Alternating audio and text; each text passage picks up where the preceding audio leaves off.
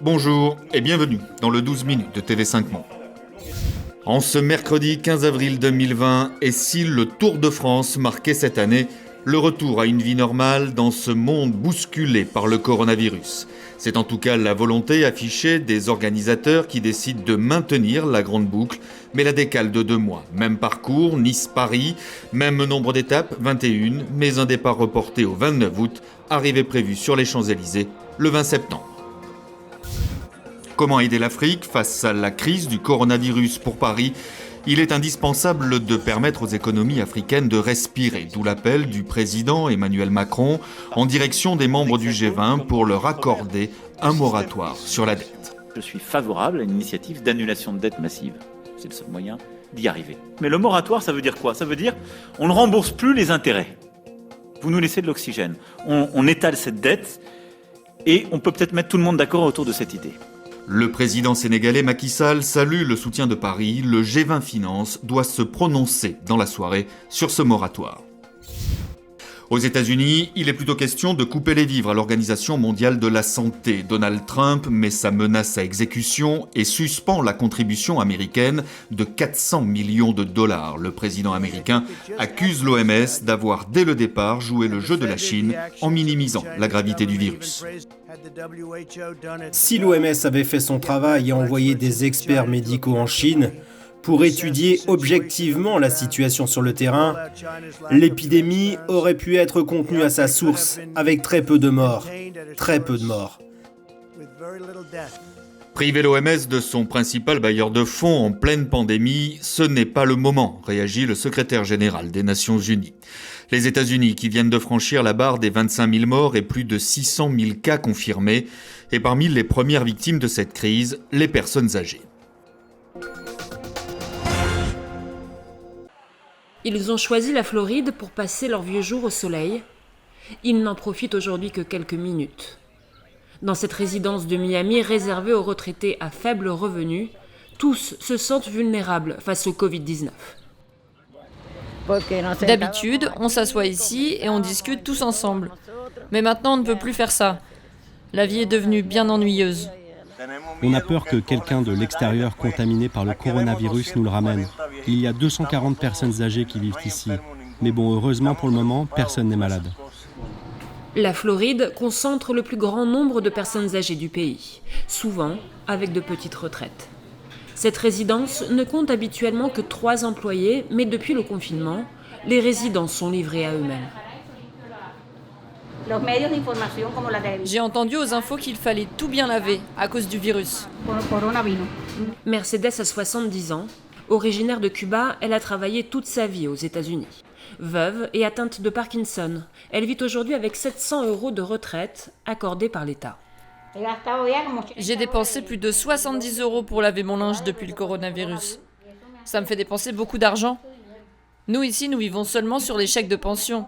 Mais moi, j'ai de la chance parce que ma fille m'aide un peu. Comme 65 millions d'Américains, Mercedes est prise en charge par Medicare, le système d'assurance maladie géré par le gouvernement américain. Et là, je lave mon masque. Je sais que normalement, il faut le changer tous les jours, mais j'ai pas les moyens. C'est 2,50 € l'unité. Son assurance maladie ne rembourse pas les masques. De même, elle ne réglerait que 5 jours d'hôpital si Mercedes était contaminée par le coronavirus. Une hospitalisation pourrait donc lui coûter plus de 50 000 € de sa poche. Tout est très cher ici. Les pauvres restent pauvres et les riches sont toujours plus riches, c'est indiscutable. Je ne peux pas tomber malade, c'est sûr, mais j'essaie de ne pas avoir peur du virus, alors je prends beaucoup de précautions. Si je l'attrape, ça serait dû à la fatalité. La Floride compte plus de 17 000 cas de contamination, 8 décès sur 10 concernent des personnes âgées.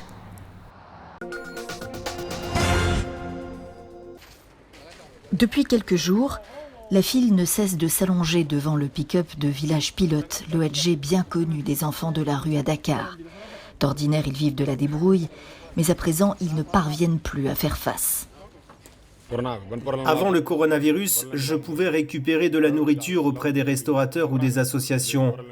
Mais maintenant, il n'y a plus rien. Des sandwichs et même du lait. Ça ne se refuse pas par les temps qui courent. La peur du Covid-19 et le couvre-feu ont eu raison des relais de générosité habituels. Avec la maladie, tout le monde a commencé à se méfier et à prendre des mesures de sécurité. Ils ont arrêté de nous faire l'aumône.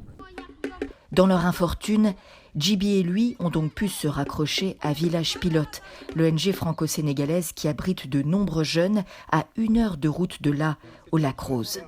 Avec le risque de contamination au coronavirus, l'organisation s'est finalement résolue à accueillir de nouveaux pensionnaires.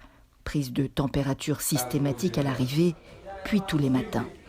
Pour eux, explique l'infirmier, c'est 15 jours de quarantaine.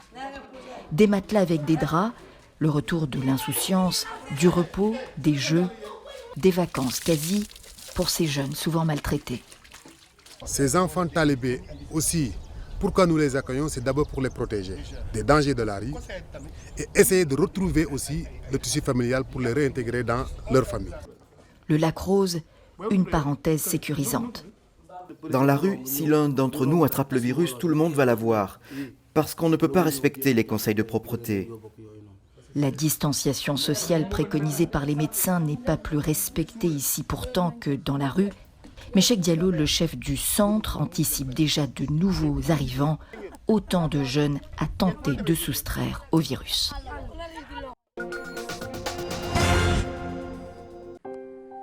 Bûcher, encore et toujours.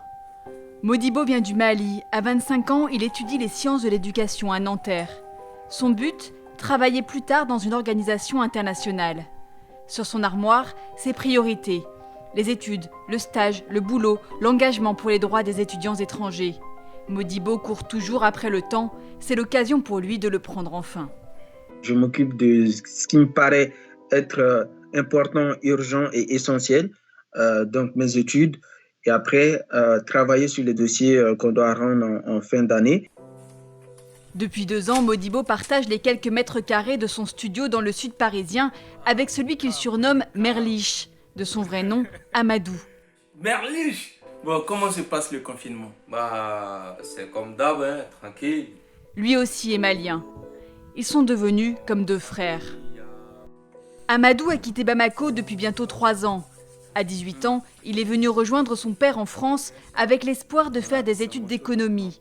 Mais le rêve s'est heurté à la réalité. Depuis, Amadou navigue entre petits boulots et formations. En ce moment, il tourne en rond.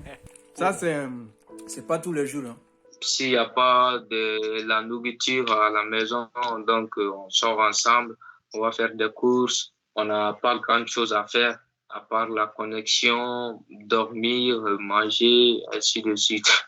Modibo, lui, téléphone à sa mère 3 ou 4 fois par jour, au moins. C'est elle qui a emprunté l'argent qui lui a permis de venir en France il y a 7 ans.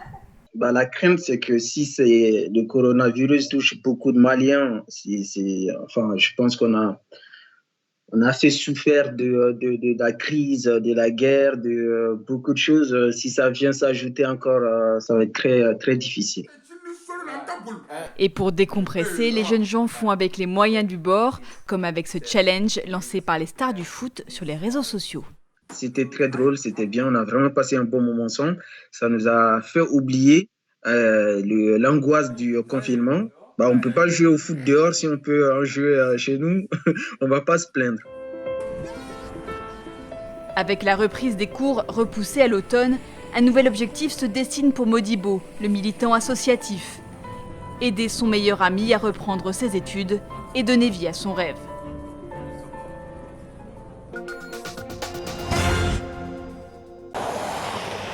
Des valises entassées dans des poussettes, un masque de protection sur le visage. La famille Messa est de retour sur les routes de l'Exode.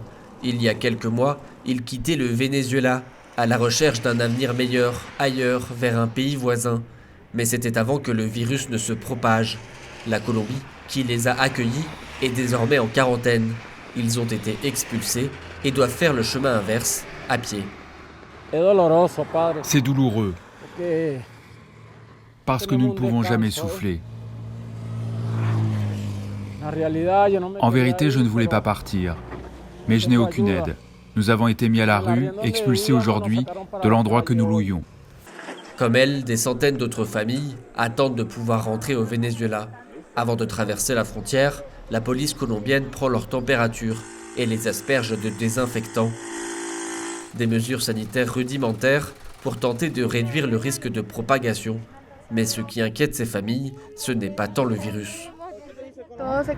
Tout s'est effondré. Il n'y a plus de rêve.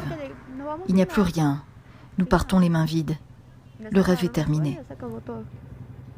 La situation n'est guère meilleure au Venezuela. Confiné depuis un mois, le pays manque de tout.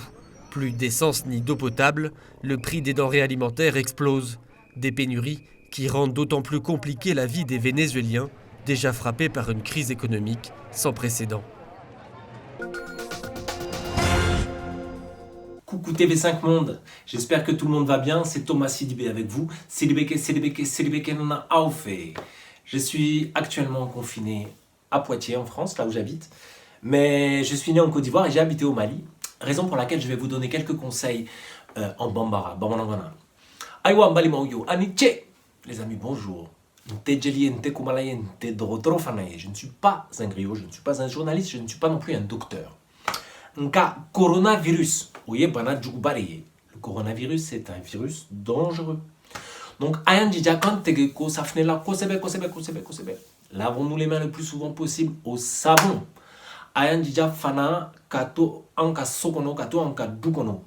Efforçons-nous aussi de rester à la maison, de rester dans la concession si nous sommes en confinement. Voilà. Moi, je profite de ce confinement pour rester avec ma femme et mes 3 enfants. On fait l'école à la maison. C'est pas tous les jours facile, mais on s'organise. C'est la chanson des enfants confinés. Ensemble, on va la chanter. C'est la chanson des enfants confinés. On pousse dans le coude et on se check du pied. C'est la chanson des enfants confinés. De loin, on s'envoie des baisers. C'est la chanson des enfants confinés. Dans toutes les langues, on souhaite une belle journée. Hello, bonjour, hola, anisorma. Hello, bonjour, hola, anisorma. C'est pour les filles, c'est pour les gars.